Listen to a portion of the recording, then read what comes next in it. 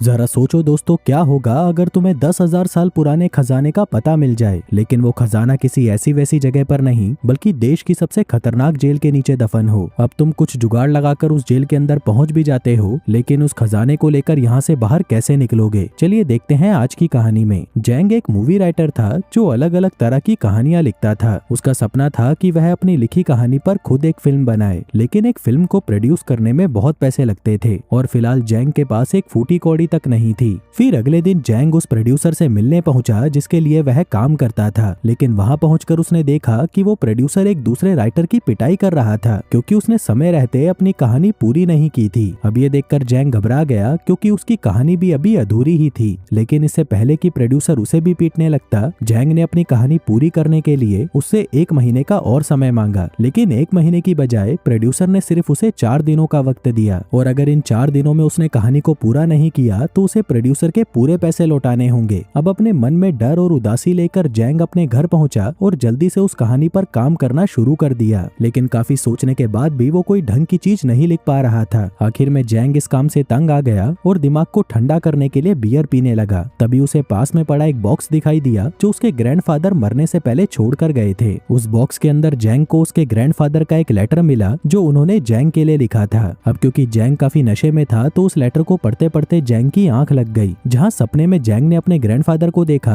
जो उसे एक खुफिया खजाने के बारे में बता रहे थे। उन्होंने जैंग से कहा कि मैंने हमारे पुश्तैनी घर के नीचे करोड़ों का खजाना छुपा रखा है, लेकिन मरने से पहले मैं उसे निकाल नहीं पाया क्योंकि सरकार ने उस जगह को तोड़कर उसके ऊपर एक जेल बना दी थी। तभी अचानक जैंग की आंख खुल गई और उसे उस बॉक्स के अंदर अपने पुराने घर का नक्शा और एक सोने का टुकड़ा भी मिला। आगे उसने जब उस मैप को जेल के मैप से मिलाकर देखा तो वह पूरी तरह हैरान रह गया क्योंकि ये दोनों मैप बिल्कुल सेम टू सेम थे। मतलब खजाना जिस घर के नीचे दबा था वहाँ सच में एक जेल बन चुकी थी। अब ये देख जैंग ने फैसला किया कि वो इस जेल के अंदर जाएगा और अपना पुश्तैनी खजाना वापस लेकर आएगा। लेकिन सवाल ये था कि वो इस जेल के अंदर जाएगा कैसे? तभी जैंग को एक आइडिया आया। उसने अपने पड़ोसी का लैपटॉप चुराकर उसे खिड़की से नीचे फेंक दिया, जिस गलती के लिए जैंग को अरेस्ट करके जेल में डाल दिया गया। आगे जेल में पहुंचने पर उसने देखा कि बहुत सारे कैदी मिलकर क्रैब नाम के एक दूसरे कैदी का बर्थडे मना रहे थे। कुछ देर बाद क्रैब जैंग से मिलने आया और उसे बताने लगा कि किसी जमाने में उसका भी जैंग नाम का एक दोस्त हुआ करता था, इसलिए क्रैब ने उसे भी अपना दोस्त बना लिया और जेल के अंदर उसकी रक्षा करने का वादा किया। थोड़ी देर बाद जैंग जेल के अंदर मौजूद एक बरगद के पेड़ के पास गया क्योंकि उस नक्शे के हिसाब से इस पेड़ के आसपास एक कुआं था और वो सारा खजाना उस कुएं के अंदर छुपा हुआ था। तभी ली नाम का एक दूसरा कैदी जैंग के पास आया और उसे बताने लगा कि इस जेल के अंदर 2 गैंग्स हैं और यहाँ पर आने वाले हर कैदी को किसी एक गैंग में शामिल होना ही पड़ता है। अब पहली गैंग क्रैब की थी जो अपने साथियों की हर हाल में रक्षा करता था और जेल के अंदर शांति बनाकर रखता था। वहीं दूसरी गैंग थी टाइगर नाम के एक आदमी की, जिसे टाइगर भाई के नाम से जाना जाता था। ली जैंग को बताता है कि एक बार तो तुम जेल के वार्डन से पंगा ले लेना, लेकिन टाइगर और उसकी गैंग से दूर ही रहना। अब जैंग ली की बातें सुन ही रहा था कि तभी टाइगर और उसके लोग वहां पर पहुंच गए और नए कैदियों को पकड़कर टाइगर के पास ले आए। टाइगर के लोगों ने इन कैदियों पर टाइगर की गैंग में शामिल होने का प्रेशर बनाया और इनकार करने पर उन लोगों की अच्छे से कुटाई की गई। अब जैंग के पास और कोई रास्ता नहीं था, इसलिए वो उसकी गैंग में शामिल होने के लिए राजी हो गया। लेकिन इस गैंग में शामिल होने के लिए इन सभी लोगों को टाइगर की थूकी हुई चाय पीनी पड़ेगी। अब मजबूरन सभी को वो चाय पीनी पड़ी, लेकिन जब जैंग की बारी आई तब क्रैब और उसके साथियों ने वहां आकर उसे बचा लिया। आगे क्रैब ने टाइगर से कहा कि जैंग मेरे साथ मेरे कमरे में रहता है, इसलिए वह मेरी गैंग का हिस्सा है और तुम उसके साथ जबरदस्ती नहीं कर सकते। ये सुनते ही टाइगर भड़क गया और उसने कसम खाई कि वो जैंग की जिंदगी बर्बाद कर देगा। फिर शाम को जब जैंग अपना नाश्ता कर रहा था तब टाइगर उसके पास आया और उसके खाने में कॉकरोचेस डालकर उसे खाने को कहा, लेकिन तभी क्रैब ने ये सब देख लिया और उन दोनों ग्रुप्स के बीच में लड़ाई होने लगी। फिर अगले दिन जैंग को इस जेल की सफाई का काम दिया गया, जिस दौरान जैंग ने उस पुराने कुएं को ढूंढने की कोशिश की जिसके अंदर वो सारा खजाना दबा था, लेकिन काफी कोशिशों के बाद भी उसे उस कुएं के बारे में कुछ पता नहीं चला। इसके बाद वो जेल की लाइब्रेरी में पहुंचा, जहां उसे पता चला कि कुछ महीनों पहले ही इस जेल को तोड़कर दोबारा बनाया गया है और इस जेल का नया नक्शा उसे यहाँ के फाइल रूम में मिलेगा। वो ये सब सोच ही रहा था कि तभी टाइगर और उसके साथियों ने जैंग पर हमला कर दिया। फिर शाम को क्रैब टाइगर के पास पहुंचा और उससे जैंग के बारे में पूछने लगा, क्योंकि ड्यूटी खत्म होने के बाद भी अभी तक जैंग अपने कमरे में नहीं लौटा था। तभी टाइगर ने क्रैब से कहा कि मैं तुम्हें जैंग का पता बता दूंगा, लेकिन इसके बदले में तुम्हें मेरी थूकी हुई चाय पीनी पड़ेगी। अब क्रैब के पास और कोई रास्ता नहीं था, इसलिए जैंग को बचाने के लिए उसने टाइगर की थूकी हुई चाय पी ली। अब क्रैब की इतनी बेइज्जती करने के बाद टाइगर उसे कहता है कि तुम्हारा जिगरी दोस्त जेल के कूड़ेदान में पड़ा है। यह सुनते ही क्रैब और उसके साथी तुरंत जेल के कूड़ेदान की तरफ गए, जहाँ उन्हें जैंग जिंदगी और मौत से जूझता हुआ मिला। लेकिन समय रहते ही ये लोग वहाँ पहुँच गए और जैंग की जान बच गई। अपने दोस्त की ये हालत देखकर क्रैब को काफी दुख हुआ और उसने टाइगर को सबक सिखाने का फैसला किया। वहीं जैंग भी इस फाइट के लिए तैयार हो गया, क्योंकि उसका प्लान था कि वो इस भगदड़ का फायदा उठाकर फाइल रूम में जाएगा और जेल के नए नक्शे को चुरा लेगा।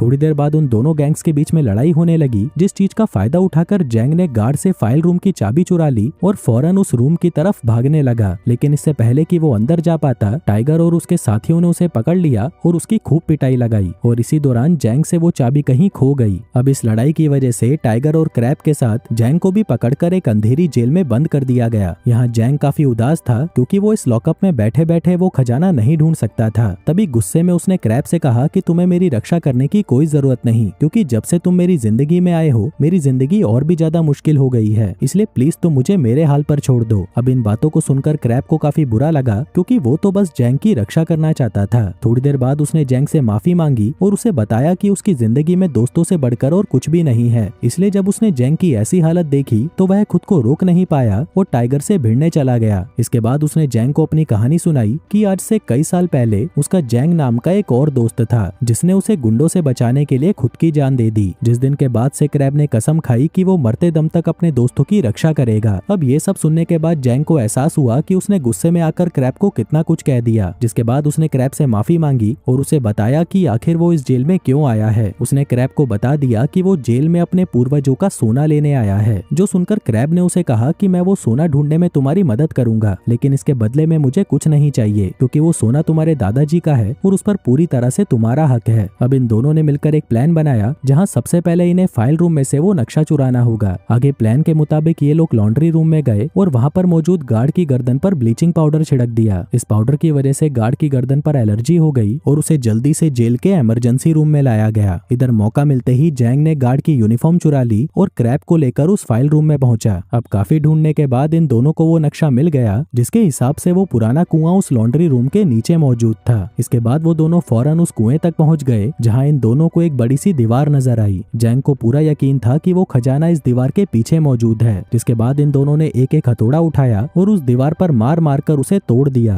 अब दीवार के टूटते ही जैंग फौरन अंदर आया और उस सोने की तलाश में जुट गया। वहीं दूसरी तरफ क्रैब ऊपर जाकर पहरा देने लगा, ताकि अगर उसे कोई खतरा महसूस हो तो वह जैंग को इसकी खबर दे सके। अब देखते ही देखते कई घंटे गुजर गए, लेकिन जैंग को उस खजाने का कुछ पता नहीं चला। अंत में जैंग ने हार मान ली और यहाँ से वापस लौटने लगा, क्योंकि उसे लग रहा था कि किसी ने उनसे पहले ही वो सोना निकाल लिया है। लेकिन वापस जाने से पहले क्रैब ने दीवार पर लगे एक लकड़ी के टुकड़े को निकाला और ऐसा करते ही उनके पीछे एक लॉकर खुल गया, जिसके अंदर सोने के बिस्किट्स मौजूद थे। उसने सोने का कुछ हिस्सा क्रैब को देने की कोशिश की, लेकिन क्रैब ने यह कहकर इनकार कर दिया कि ये सोना तुम्हारे पूर्वजों का है और इस पर सिर्फ तुम्हारा हक है। जिसके बाद ये दोनों सारा सोना लेकर ऊपर पहुंचे। फिर थोड़ी प्लानिंग के बाद इन दोनों ने ये फैसला किया कि वो लोग सारा सोना कपड़े उठाने वाली मशीन में छुपाकर जेल से बाहर निकालेंगे। ये मशीन इस महीने की 22 तारीख को जेल से बाहर जाएगी और जैंग भी 22 तारीख को ही इस जेल से रिहा हो जाएगा। लेकिन 22 तारीख को आने में अभी काफी टाइम बचा था और तब तक उन्हें ये सोना बाकी लोगों से छुपा कर रखना था।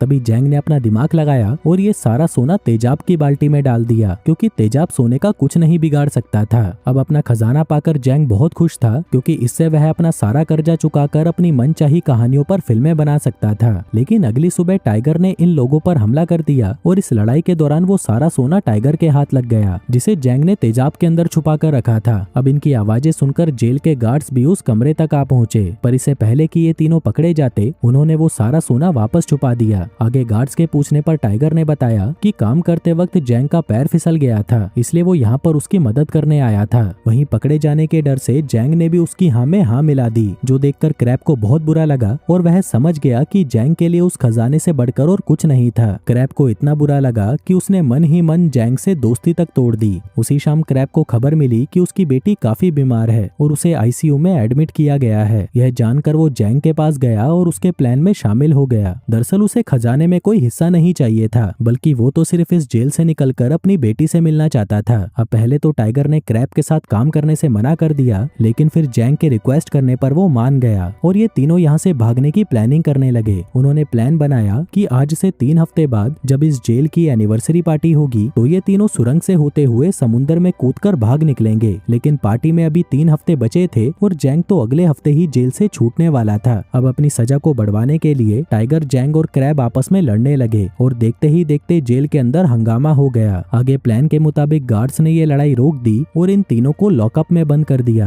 अब ऐसे ही दिन गुजरने लगे और बहुत ही जल्द जेल की एनिवर्सरी पार्टी वाला दिन भी आ गया। आगे डेकोरेशन के दौरान टाइगर, क्रैब और जैंग ने सभी बैलून्स के अंदर प्रोपेन गैस भर दी ताकि वो धमाका करके गार्ड्स का ध्यान भटका सके और भगदड़ का फायदा उठाकर सुरंग तक पहुंच सके। फिर उसी शाम जब वार्डन अपनी स्पीच दे रहा था तब क्रैब ने इन बैलून्स में धमाका कर दिया, जिससे जेल के कंपाउंड में भगदड़ मच गई। वहीं इस मौके का फायदा उठाकर ये तीनों सुरंग के अंदर घुस आए और धीरे धीरे आगे बढ़ने लगे। लेकिन इस दौरान एक मेटल के टुकड़े ने जैंग के पैर को जख्मी कर दिया और उसके पैर से काफी खून बहने लगा। यह देखकर क्रैब ने उस चोट को प्लास्टिक से बांध दिया, जिसके बाद वो सभी आगे बढ़ने लगे। फाइनली ये तीनों सुरंग के आखिरी छोर तक पहुंच गए, जहां इन सभी को एक बड़ी सी दीवार नजर आई, जिसके दूसरी तरफ एक विशाल समुद्र था। उधर गार्ड्स को भी इस बात की भनक लग गई कि 3 कैदी जेल से कहीं गायब हैं और ये खबर मिलते ही उन्होंने इन तीनों को ढूंढना शुरू कर दिया। दूसरी तरफ इन तीनों ने अपने बनाए हुए बॉम्ब से उस दीवार को उड़ा दिया, जिसकी दूसरी तरफ समुद्र था। इस दीवार के ठीक नीचे एक नाव पहले से ही इनका इंतजार कर रही थी और इन्हें रस्सी के सहारे नीचे उतरना था। लेकिन तभी टाइगर ने अपने शर्ट के अंदर से एक चाकू निकाला और क्रैब पर हमला कर दिया, पर तभी जैंग बीच में आ गया, जिसके बाद इन तीनों के बीच में लड़ाई होने लगी। यहाँ टाइगर क्रैब पर भारी पड़ रहा था और वह कभी भी उसे मार सकता था, जो देखकर जैंग ने उसे कहा कि तुम ये सारा सोना ले जाओ, लेकिन क्रैब की जान बख्श दो। पर टाइगर को उसकी बात से कोई फर्क नहीं पड़ा और उसने क्रैब को उठाकर समुद्र में फेंक दिया। लेकिन तभी क्रैब ने एक रस्सी को पकड़ लिया, जिसका दूसरा हिस्सा जैंग के हाथों में था। अब उन दोनों को इस तरह से देखकर टाइगर उन पर हंसने लगा, पर तभी क्रैब ने मौका देखकर टाइगर को ही नीचे खींच लिया और टाइगर के साथ साथ वो सारा सोना भी पानी में जा गिरा। वहीं जैंग ने क्रैब को बहुत ही मुश्किल से ऊपर खींचा और इन दोनों की जान बच गई। फिर थोड़ी देर बाद जब गार्ड्स उन्हें ढूंढते हुए सुरंग तक पहुंचे तब उन दोनों ने सरेंडर कर दिया और खुद को गार्ड्स के हवाले कर दिया। फिर कहानी के अंत में हम देखते हैं कि क्रैब को खबर मिलती है कि उसकी बेटी की सर्जरी कामयाब रही और उसकी जान बच गई है। इसके साथ ही जैंग को ये बताया जाता है कि जो सोना समुद्र में कहीं खो गया था उसकी तलाश कर ली गई है और सरकार ने उसका मालिक जैंग को बताया है। फाइनली जैंग को उसका खजाना मिल चुका था, जिसकी मदद से वो अपना सारा कर्जा उतारकर अपनी मनचाही फिल्में बना पाएगा।